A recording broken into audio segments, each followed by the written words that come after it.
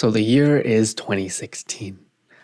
I was a fresh college graduate who studied the wrong major, who really wanted to go into filmmaking, video editing, and content creation.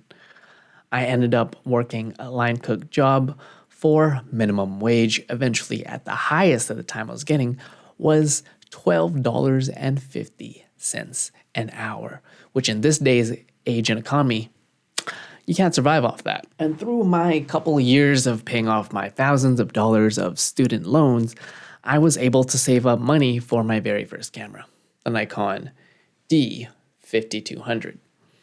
And from that camera, I was able to pick up a couple freelance clients all by myself by learning the process of filming YouTube videos and talking to a camera. And that's how I edited 100 videos of myself. I was technically my very first client, but from there, I was able to scour the pages of Craigslist, and I found a job that I thought was so hard to say no to. This job would change my life.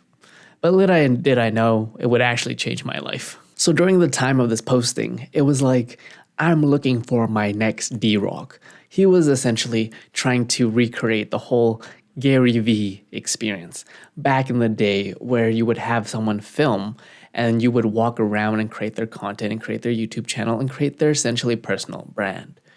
The job posting had no discussion of pay, expectations, workplace environment, and it would promise things like, we are here to grow with you. We are here to travel. You might go to LA, Seattle, New York, and I was based in Vancouver. I'm like, wow, this sounds like a next step in my own video editing career. Little did I know the first steps of me walking to this office, co-working space, signing, you know how much I got paid and offered? $30,000 a year. Take that down, that is only $2,000. Break that down even more. I was only making $1,000 every 2 weeks, including taxes and deductions. I was so naive back then, where I was like, oh my God, any sort of amount of money, this was a lot for me because no one ever was going to pay me to do video for them full time. I was back then a freelancer making a couple $100 here and there. I'm like, wow, $30,000 for a contract? Let's see where this goes. And this person is actually trying to sell me their dream of, hey, we're going to grow with you. We're going to build a team. You're going to be your own producer. I walked into that first office, no windows at all, to an empty table.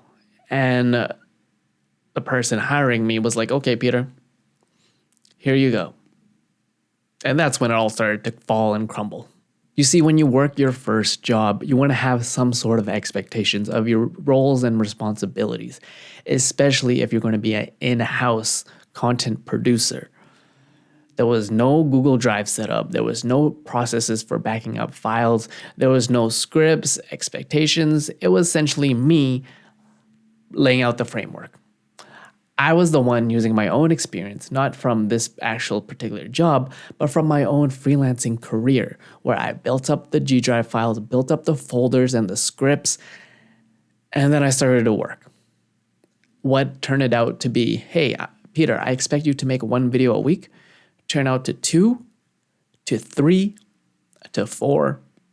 I was producing 5 videos that this person wanted a week, on top of all the social teasers, things like making content for Facebook and Instagram. A lot of work, eh? I would spend overtime coming off days on holidays, working essentially 9 to 7 p.m., just grinding it out. Because when you don't have experience, this is what you should do, right? This is the hustle culture. I need to grind and I need to prove my worth that I am a good video editor and I know what I'm doing. Even though I don't have experience, this is the experience I need to build. That was my mindset back then. Fast forward a year and a half working for this client, I ended up quitting because, as you already know, the pay was so low. I was overworked. And on top of that, for all you people looking to work in corporate, in a full-time position, you should never, ever been using your own camera gear and your own equipment. It's understandable where you are freelancing and someone hires you on a contract basis. Hey, here's $50,000 for a 6 month to 1 year contract. You are responsible for your gear. Whatever happens, happens. But this was me working for a employer.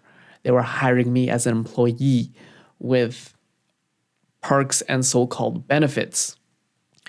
And it wasn't until I made this apparent that, wait, they were going to have to pay me to use my gear, or they themselves would have to use the gear and buy gear for me.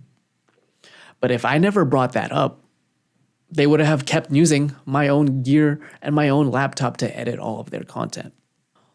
Although that job experience was not the best, in my opinion, and I was such a naive person that had a scarcity mindset when it came to, oh my God, someone's going to pay me $1,000 a month for video? But I did learn a lot from that. Self-pacing and self-growth that I had to teach myself and working with other coworkers. These coworkers eventually quit one by one because they saw way before the things that I saw. But it built up in getting my first foot in the door, where I eventually built up a quite successful career in content creation, specializing in YouTube content. The moral of this story is to know your worth, to know that there are people out there that will take advantage of your naivete, you being so naive and not having experience. One of the reasons why I actually made my course is that I want to give everything that I knew to you so you don't have to go through what I went through. Learning exactly what to expect, how to prepare, and being able to walk away if your needs are not met from this specific client or job. And how can you actually pitch yourself and know what are the red flags? What do I expect? And how can I grow? Because at the end of the day, especially me, I'm not going to do a client or a job just because it pays me well. You want to have something that you can thrive in, as well as you can constantly grow. For me, that's the point of being creative, being a creative, to push boundaries, to constantly do things that aren't done by other people, and as well as be a damn good storyteller. Because when you work and a lot of your creative inspirations, whatever it is you want to do, is limited by your mindset of being like, there's not a lot of money out there. I'm going to take any job that I can. You're going to end up in a very vulnerable position where you end up doing clients that you shouldn't have taken on.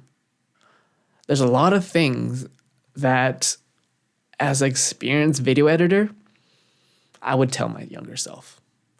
So if you want to get help with me one-on-one, that link is also in the description below. If you want to get serious about content creation, whether you want to pitch and get your first client, short form content that is upgraded in the course, or you just want to have a retainer or working on your first full-time job, that is all included in my course. My name is Peter. You're watching Broke Visionary Collective, where I literally started with nothing. But you can always create something.